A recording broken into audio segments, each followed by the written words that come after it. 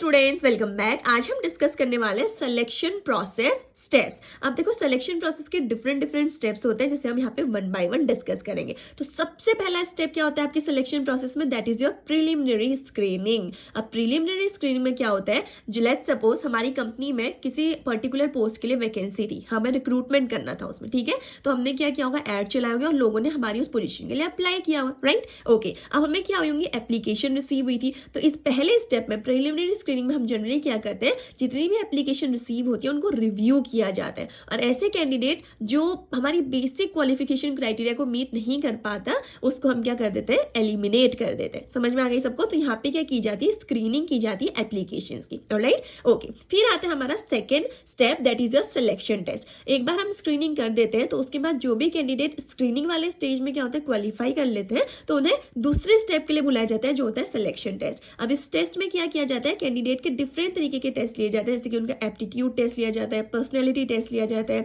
उनका trade test लिया जाता है और उनका इंटेलिजेंट टेस्ट लिया जाता है। क्लियर है सबको सेकंड स्टेप भी?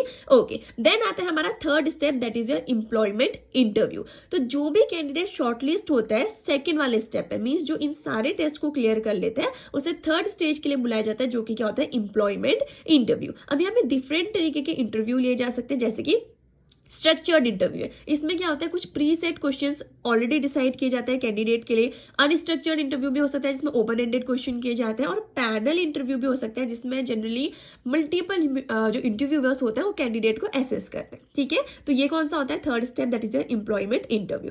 देन फोर्थ स्टेप आपका होता है चेकिंग द रेफरेंसेस। जो कैंडिडेट इस थर्ड स्टेप को भी क्लियर कर लेता है उसके बाद उस कैंडिडेट को फोर्थ स्टेप में जज किया जाता है, that is the checking and references. मतलब यहाँ पे क्या होता है, उस कैंडिडेट के रेफरेंस और बैकग्राउंड को क्या किया जाता है, चेक किया जाता है टू जनरली नो कि जो आपका कैंडिडेट है उसकी वर्क हिस्ट्री क्या है, उसका कैरेक्टर कैसा है, उसका एजुकेशनल बैकग्राउंड कैसा है, ये सब चीजें यहाँ पे चेक की जाती है। और जो कैंडिडेट इस स्टेप को भी क्वालिफाई कर देता है उसको फिर फिफ्थ स्टेप के लिए बुलाया जाता है, that is the medical examination.